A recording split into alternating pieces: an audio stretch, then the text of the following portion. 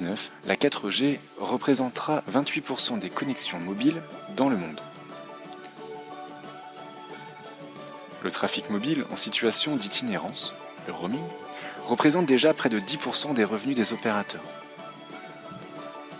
D'ici 2017, la vidéo représentera 69% de toute la consommation Internet. Dans ce contexte, fournir une expérience utilisateur de premier plan est donc crucial pour les opérateurs en téléphonie mobile pour se différencier de la concurrence. Astelia capte les flux transitant sur les réseaux de téléphonie mobile via des sondes. Ce trafic est ensuite traité et enrichi afin de permettre l'analyse de tendances d'indicateurs et la détection de dégradation de qualité de service. Les problèmes détectés sont géolocalisables sur des cartes et peuvent être investigués à partir de résumés d'appels et de sessions, XDRs pour Call and Session Data Records. Grâce au flux d'appels, il est aisé d'identifier des procédures protocolaires défectueuses. Nova est le nom de la solution Astelia. Elle est composée de différents modules dont Nova Performance Analytics et Nova Explorer. Nova Performance Analytics permet de suivre la performance du réseau et d'identifier d'éventuelles dégradations de qualité de service grâce à des analyses de tendances multidimensionnelles. Nova Explorer est un outil d'investigation qui analyse des CDR, des protocoles et des flux d'appels afin d'identifier la cause exacte des dégradations de qualité de service. L'outil Nova Performance Analytics permet de suivre la performance d'un réseau. Dans cet exemple, notre analyse s'appuiera sur un réseau 4G EUTRAN. Le premier onglet, nommé Overview, présente différents indicateurs clés de performance appelés KQI pour Key Quality Indicators. Et il existe trois grandes familles de KQI. Le premier indicateur est Accessibility. Il estime le pourcentage de clients qui ont un accès au réseau. Le deuxième indicateur, Retainability, permet d'évaluer la capacité des abonnés à bénéficier d'une connexion stable. Enfin, le troisième indicateur, Mobility, traduit la capacité de l'abonné à passer d'un élément de réseau à un autre, voire de changer de technologie, 4G vers 3G. L'analyse de ces trois indicateurs permet à l'opérateur de suivre l'état global de son réseau.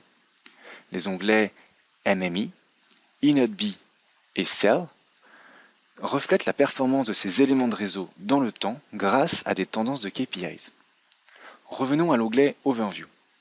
Dans le cas présent, la valeur du KQI Accessibility est faible. Nous allons donc nous focaliser sur cet indicateur et investiguer sur l'origine du problème. Cliquons sur l'onglet MMI. Ces graphiques montrent les différents KPIs qui sont corrélés et pondérés pour calculer le KQI Accessibility. L'indicateur d'attachement Attach a un taux d'efficacité faible. Il est alors possible d'afficher les causes of failures afin de déterminer les principales causes de rejet. Notre analyse sera d'autant plus représentative en choisissant une période avec un taux d'efficacité faible associé à un grand nombre de procédures. Dans cet exemple, la principale cause de rejet est CN, signifiant Core Network. Une fois cette cause identifiée, l'utilisateur peut poursuivre son investigation à travers Nova Explorer.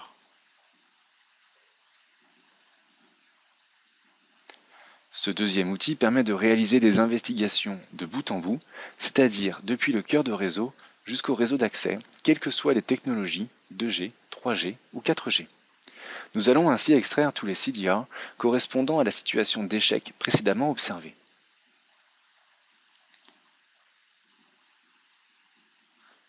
En 4G, contrairement aux précédentes technologies, la procédure d'accès au réseau inclut l'établissement d'un premier bearer, anciennement PDP Context, appelé bearer par défaut. Dans le cas présent, une distribution sur le champ cause d'échec nous permet d'identifier que la cause principale de rejet est Unknown or Missing APM.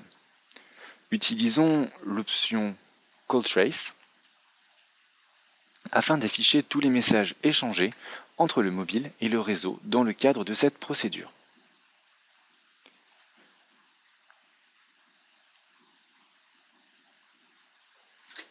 Le call flow, flux d'appel, représente les échanges de signalisation entre le MMI et le mobile. Nous remarquons que notre abonné cherche à accéder à l'APN joko.ic. C'est ce que l'on appelle l'attach request. Or, le décodage de protocole nous apprend que les APN autorisés par l'opérateur pour ce mobile sont tennis, tennis.fr, roger.garros et tennis.aaa, mais pas joko.ic. Nous avons donc trouvé la cause exacte du rejet. Charge à l'opérateur de reconfigurer le mobile de l'utilisateur à distance avec l'un des 4 autres APN autorisés par le réseau, par exemple tennis.fr, et ainsi résoudre ce problème d'accès au réseau, ce qui contribuera fortement à améliorer l'expérience utilisateur de son abonné.